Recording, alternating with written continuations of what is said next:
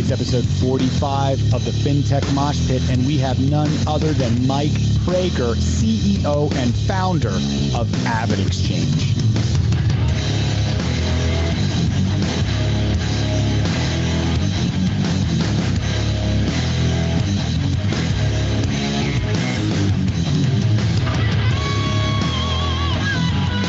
That's right, folks. Episode 45. And I am really excited for today's show. Let me tell you what, we've got none other than an amazing charlatan, one of our hometown heroes we all love, founder, CEO, AvidXchange, an amazing company, I might add, Mike Praeger. Thank you so much for making the time to join us, my friend.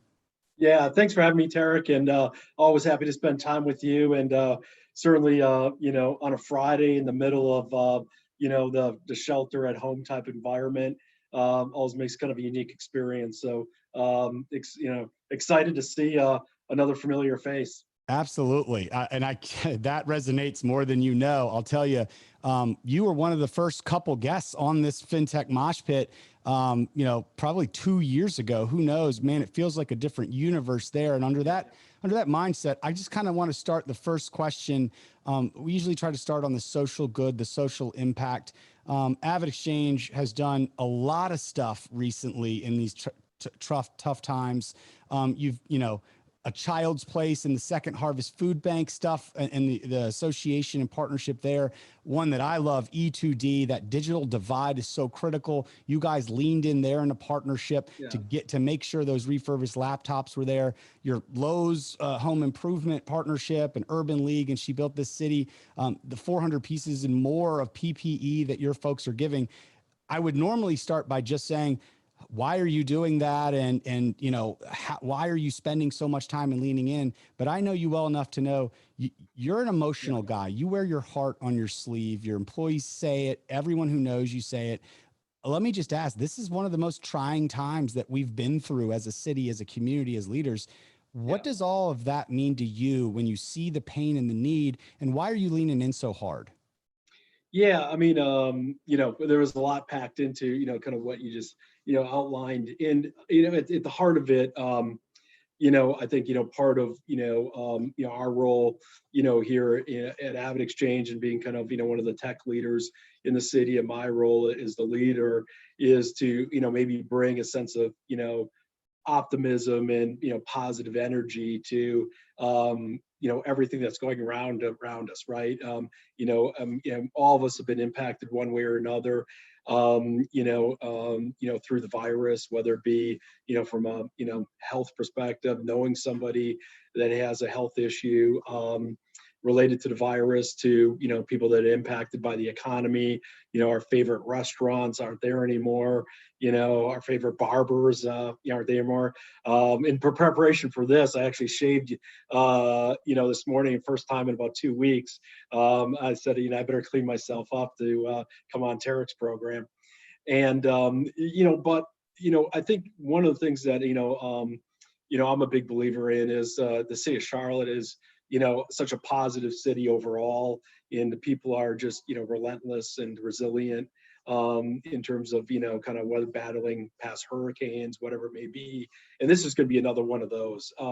It will too, be another side, and it will, we will emerge from it, and I believe stronger than ever before. And during this time frame, we just want to try to provide, a positive influence. There's so much negativity, in the news and, on the internet, everywhere you turn, you can't really get away from it. And how do we provide, kind of that positive outlook, not only for our team members at AvidXchange, but also for, the city. is that I think that's well said. And I think there's a lot of leaders. That's a defining characteristic of Charlotte's leaders that have stepped up during this time. It's that the city needs positivity. The city Yeah. needs something to believe in so we can move forward through these trying times. Are you feeling that inside though? Or I mean, cause I've seen your emotions, they're raw and they're real. Like, how are you feeling inside when you just said to me before we started, this is your first day that you've actually come back into the office to kind of Yeah. see how things are going to get going again, stuff like that. How are you feeling in here right now? Yeah, I mean, it's pretty eerie to walk into, our headquarters, and it feels like you're walking in on a Sunday morning and there's no one here, which I routinely do just, to get work done, but I'm like, holy cow, this is the middle of a work day, and why is there anyone here? And it's a pretty eerie feeling. But I would say, I think we're super optimistic about what's going to come out on the other side of this. And I think we're one of the things that we have implemented to kind of reinforce that kind of positive vibe in the business is we instituted what we used to do is have a regular rhythm around our executive team meeting once a week. Every Monday's kind of our team day, and we've now moved that to 7:30 every morning. Our executive team huddles for 30, 45 minutes, talks about kind of key things that happened the day before, things that we have to make sure that we address or implement during the day ahead. And then that's followed up by we end every day with a town hall meeting of all 1,500 team members, and we call it our 445 huddle. And we talk specifically about the wins of the day and what happened across the entire business, all functional groups in terms of key wins we had. And we have a different person host it. I usually do one, typically about one a week, but we rotate around other executive team members, other leaders from other, we have 7 offices around the country to host it and to kind of provide that real life experience in terms of what other leaders are experiencing. There's a human element around how's it impacted each of us as leaders. People love seeing the home office setups that different people have throughout the country, which is always a little bit entertaining. And then the kind of last thing we did just to kind of kind of keep it fun is we instituted a song of the day, and it comes out at 11:55 every day, and it's usually the most talked about thing over over lunchtime, and a little blurb about the person that's selected and kind of why they did it. But I think we're doing all those things in the spirit of how we're staying connected, evangelizing the positive things that are happening within our business, which also then translates to some of the things we're doing in the community. The last thing I'd say is one of the things that is core to our fabric and our DNA, as we call it, AvidXchange, is supporting the communities that we that we work, live, play in, and not only here in Charlotte, but also in the 6 other cities around the country that we have our offices in, and our Avid Foundation is a key piece of that. And one of the things that kind of happened at the beginning was all the work we were doing in the foundation kind of came to a screeching halt when we went to the work from home, and we're like, well, we can't volunteer anymore, we can't do some of these things, and quickly one of our leaders that joined AvidXchange, I think well, Rob Focus, in the last he joined Avid in the last 6 months, and Rob's one of his missions is to as the leader of the Avid Foundation. And I tasked Rob, I said, just because we're in the shelter at home and people can't do the regular types of foundation related work that we're accustomed to doing, let's be creative and let's figure out what we can do to support the community in the current environment. And and that related to certainly the work we're doing with E2D, and and then because of the schools being closed, E2D got kicked out of all the labs they have, and we're like, what can we do? So we quickly pivoted and gave them office space here at our headquartered facilities at the Music Factory, as one example, to then the work with actually getting the 3D printers and having teammates actually make protective equipment for our emergency folks from with them at their homes. And in a very short period, we had over 400 protected devices that we made to provide to our emergency personnel. That's amazing. So I love, and hopefully there's some good lessons learned for our viewers out there who are struggling with many of the same things, hearing all you're doing for employee morale, obviously, and keeping that up in these tough times. Mental health issues are rampant right now. Also paired with leaning in on the charitable front, making sure that's taken care of. One other front before we move on to the market and the business, I've seen it. I heard you earlier tell me you've seen as well. I've seen more info sharing and collaborating across the city of folks trying to figure out as we transition back into work.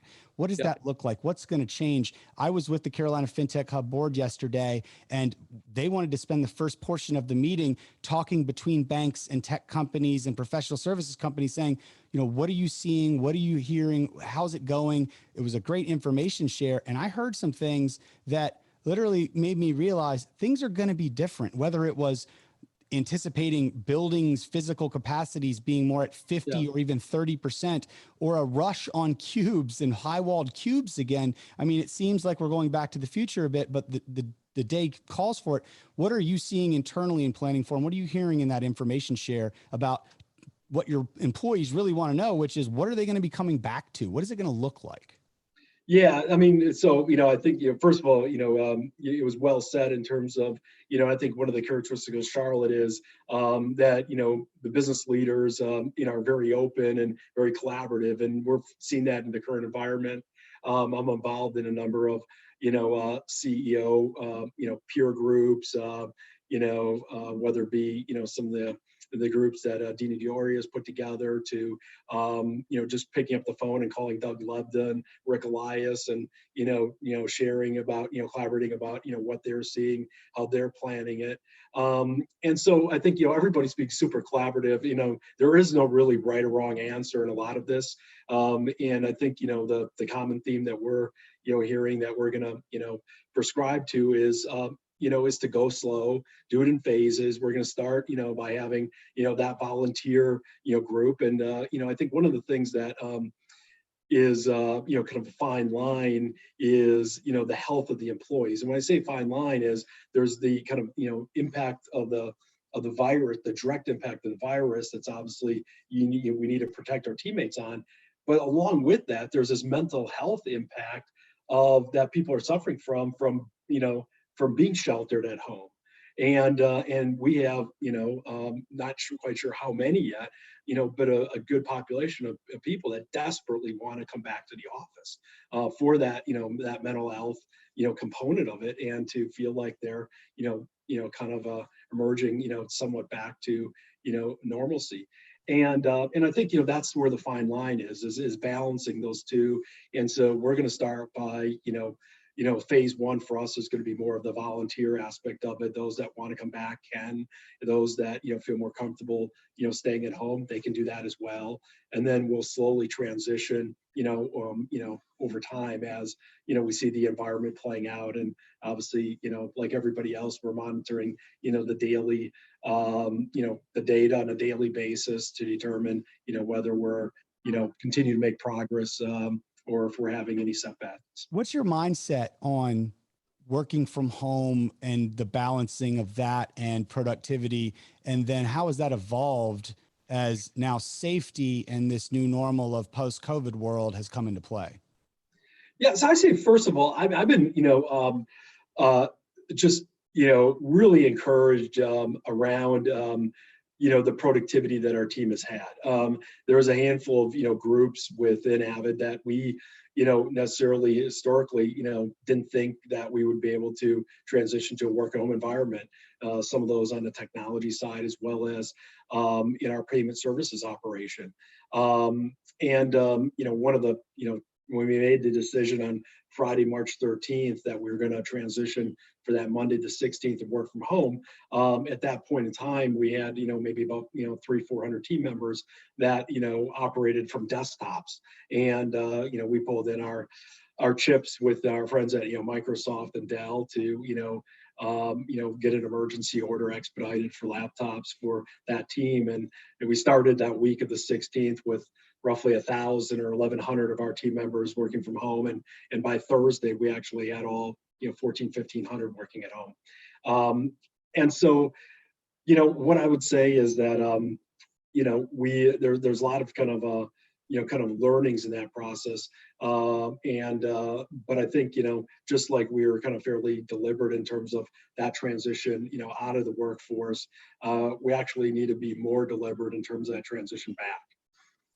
So if switching gears now to the next obviously logical big topic on your plate, the market, your strategy, where you're going, if all this wasn't enough, right, to deal with, you guys are still kind of, the ink isn't even dry on the news of this $127.5 million raise, kind of that epic growth story of where you're headed. I guess just talk for a second about how that process has been. And I think a question on a lot of people's mind, we've read little tidbits. There's only so much that you can say at the level. We were debating it earlier this week. We're like, he's a startup mindset kind of guy. That's a startup company, but they're just getting to a size where like, it's just a different game. So we obviously understand that. Yeah. But with that being said, what are you going to do with the money? As we read about kind of certain angles of it, investments in existing businesses, no brainer. Where you're going is just, off the charts. Opportunistic acquisitions, an interesting word that was thrown in there. I mean, can you just help us frame how all this is and what it's like and what you can tell us? So well, first of all, I would say, when we, the 127.5 million that we announced last week was kind of an extension of a round that we closed in January. So, when we put together the planning construct for this round and for this capital, needless to say, COVID had, was nowhere on the radar, right? And so we feel fortunate that we actually were able to accomplish it, and get it closed a week ago from Monday in the current environment. But a little bit of kind of inside baseball, on the round is we completed the BankTel acquisition last October, and as part of that, in thinking about what our future looks like, and we think certainly being a public company at some point, over the next several years is probably a likely roadmap. And we said, hey, why don't we, now go out and replenish our balance sheet? We used a little over 100 million to, fund the BankTel acquisition off our balance sheet. Let's replenish our balance sheet and really provide, a little bit of, that, dry powder, to be opportunistic. So we created a benchmark that we wanted to, our target, we raised 250 million. And so we, as part of that, when we had our closing in January, we ended up closing at 260. So it was kind of oversubscribed by $10 million. But as part of that, we had, significant demand from other investors that we thought would be really great long-term investors, especially, to support, our longer-term strategic plan, potentially being a public company, those type of things. And that had, an interest in getting involved. And so, the board, we decided, let's raise, an additional 100 million. And this was back in, kind of our, February, timeframe, just to really create that, war chest to be opportunistic, over the next couple of years, make, double down on some of the core investments in our business that already give us that competitive advantage to even make that moat bigger, combined with, we think there's going to be an interesting M&A environment. And then, that 100 million additional target actually was oversubscribed again, and that's where that grew to be 127.5. So we finally said, okay, let's cap it there. And now we have, this, a phenomenal balance sheet, and we're, and despite the current crisis that we're in, we're the best funded. Our balance sheet's the strongest it's been in our entire existence as a company, and we feel really fortunate to be just ready for kind of that next phase, and going to be really aggressive in terms of how we invest in the business, based on what we're seeing. And COVID's been a really, interesting catalyst for our business, from the sense, not, from the sense of, companies have realized in their business and continuity plans, you can't really pay your bills if you're in a paper check environment, because you're not like going to let AP personnel take pre-printed check stock home and cut checks off their printers at home, right? It doesn't work that way. And so companies, very quickly realize, if we're going to work from a true, work home environment, we have to have an automated AP payables process, that our team can execute in a cloud-based environment. That, And so that's been a massive catalyst for us, in terms of, we set an all-time Q1 record, in March. April, which closed yesterday, all-time record. To give you some context, is our previous April record was in April 2018, and we almost tripled that record this month. This April. And so, so we're in the right, kind of, one of the companies that, certainly benefiting from the current environment. At the same time, from, existing customers, we are seeing, volumes, maybe down in the 5-10% range, in terms of being eroded, which is, what we, kind of expected that would happen. So, I mean, that's incredible. And just to hear that in this environment, I guess, there's still a lot of suffering, a lot of struggling, and clearly you're leaning in there. It makes me feel good, because I feel like every conversation I have all day long is with businesses that are literally getting clobbered. They're innovating. It's fine. But to see something that was set up, and I don't know if it's perfect timing and a plan that, like, all right, so you're going to strengthen it and take opportunistic moves with these tuck-in acquisitions or whatever it might be. Like, maybe that was a case of perfect timing, and now we're seeing in the market, in the acquisition market now, all of a sudden there's more opportunity to find those as people are distressed, but the innovation is still amazing. Your guy, Chris Elmore, was with me a couple of weeks ago, and he said a really great statement, which was, not in a good way, but just in a way, we're going to see companies and who was living paycheck to paycheck, and the fundamentals of balance sheets and the fundamentals of cash flow. I guess, I mean, is it just a case of perfect timing for you as it relates to you're catapulting kind of some things that now are paying off that you were thinking about them at that moment? Yeah, but I mean, certainly, as it relates to COVID, no one, could have forecasted that. And so we feel, super fortunate, is a little bit lucky, from that perspective. But one of the things, we made a decision back in February, to raise, based on the momentum we had, to take, add an additional 100 million, which ended up being the 127.5. Really the catalyst was, we think it's going to be a tougher economic environment going forward. Not sure whether it's going to be a recession or not, but certainly it's going to be slower growth. But February was a very different time, even in the beginning, absolutely. But even people at the end of February who were really understanding, like, this is something for real and serious. The vast majority of people weren't there until March, and even late March in some cases, right? Yeah, and so that decision in February, I mean, I'd love to say, hey, we saw what was going to happen with COVID. COVID wasn't even part of the discussion that we had in February. It was really about, more about, hey, if we have the demand, we think it's going to be in a tougher economic environment over the next couple of years, which means there's probably going to be more M&A opportunities, for companies. So let's bolster our balance sheet. And so, it was a little bit lucky as it relates to COVID. So listen, I've got two more questions for you. All right. This first one's going to be a little out there, and maybe there's no answer to it, and that's fine, right? You strike me as someone who's just got, one, the passion and the inspiration is there, and it's inspiring to me to see. But two, you seem to have your foot on the pedal, and you seem to have it on there hard. And I see your signs. Think like a customer, you show, that stuff. Clearly that's your mantra. Clearly that foot on the pedal there. I was trying to piece some stuff together from our last interview 2 years ago in that very office. And what makes you that way? What is making you do this, driving that fire inside of you?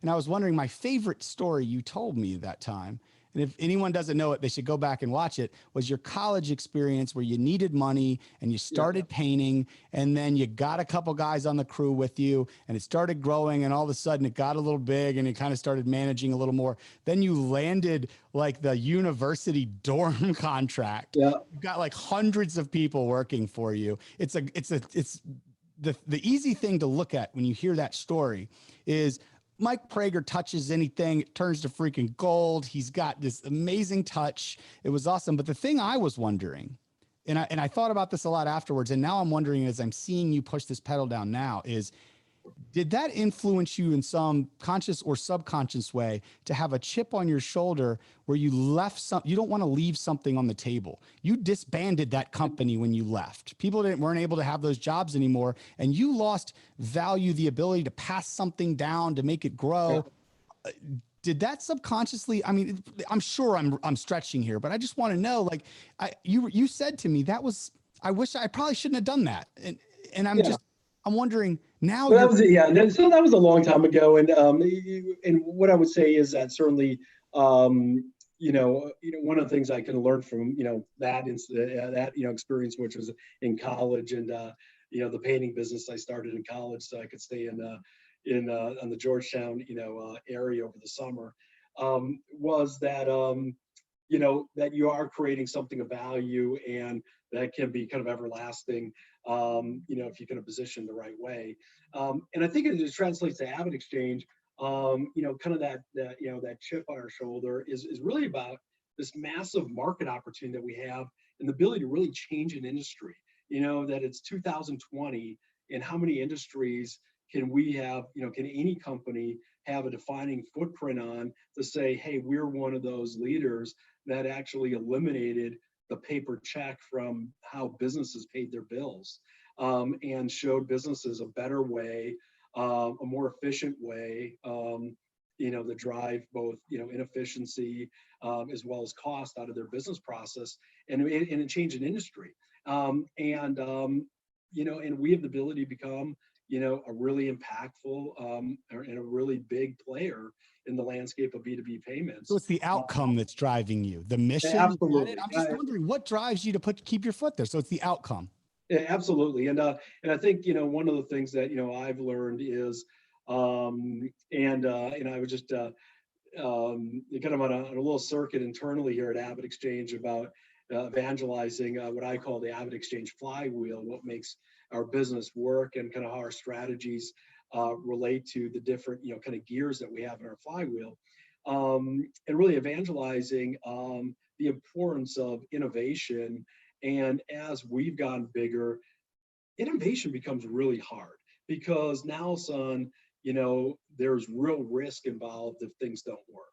And how do you keep that innovation? And my term, and I kind of stolen it from Jim Collins, is we need to start by firing bullets, because if we're working to build cannonballs, one, we're not going to be very accurate when we actually have to fire it, and B, it's going to take us a long time to build. And how do we keep as we get bigger, still have the mindset that we need to fire bullets until we have enough learnings and enough customer experience to turn those into cannonballs. And that's really difficult to do, as you get to our stage, and even companies that are much bigger than us, is how do you keep that innovation lens? Because at the heart of it, that's what we need to fully take advantage of the market opportunity we have. I have to steal every great anecdote and saying that I hear. So bullets and cannonballs, I'm going to take that. Final question for you. And this is a personal one. I think a lot of people are interested to hear personal kind of thoughts and impacts during this crazy new normal, all this time, everything we're coping with. What have you learned about yourself through this process? What has surprised you? What is something that, maybe Mike Praeger of 3 months ago wouldn't have known that or been like that? Is it anything, or has it been pretty smooth as it relates to how you've coped with it? Yeah. So first of all, I'd say it just, the resilience of our team, and how quickly we transitioned to, the work home environment, and the productivity that we had. never would have thought that we would be as productive as we are in the work from home environment. So, that's going to have an everlasting impact in terms of, how do we think of, work from home policies going forward to, designing, our headquarters and our office and knowing that going forward, there's going to be, more and more people of our teammates that can actually be effective working at home.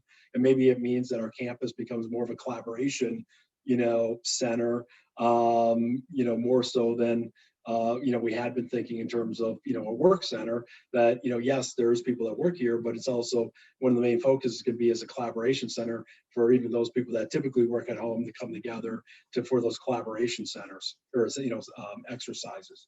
And so I think there's a lot of those type of learnings, which we're, just at the early stages of recognizing. I would say, like everything else, one of the positives, that, that's come out of it is just, the connection with family. My son is a sophomore in college out at University of Southern California in Los Angeles, and the fact that and he was going to work in Tel Aviv this summer, and so we were literally he was planning to be home for 3 days in June after he wrapped up in his school at USC before going to Tel Aviv, and that was going to be our summer. He's going to spend 3 days, and now we've literally spent 2 months, and now it's going to end up being the whole summer here in Charlotte. So 3 days is going to end up being in 5 months of time, and that's a blessing, right? Because you don't get that time back, you don't get those years back, and just connecting from a family perspective. I think it's been a special time from that, and all the things that from watching Netflix to playing card games to having epic battles on the basketball court every night. It's just, those are great memories to have. Man, I'm going to tell you, I think that's the note to leave it on. And I think no matter how terrible everything is in certain angles, there's always a silver lining. And perhaps as we look back on this troubling time, it will be that opportunity to all be together. Those who are lucky enough to be able to do that, that will be the silver lining. Mike Praeger, I cannot thank you enough for spending time with me, my friend. Happy to participate anytime, Tarek. And you're doing great things for the city, evangelizing fintech and helping our city grow. So thanks for all you do, and be safe, everybody. That's episode 45, folks. Mike Praeger, CEO and founder of AvidXchange, and we are out.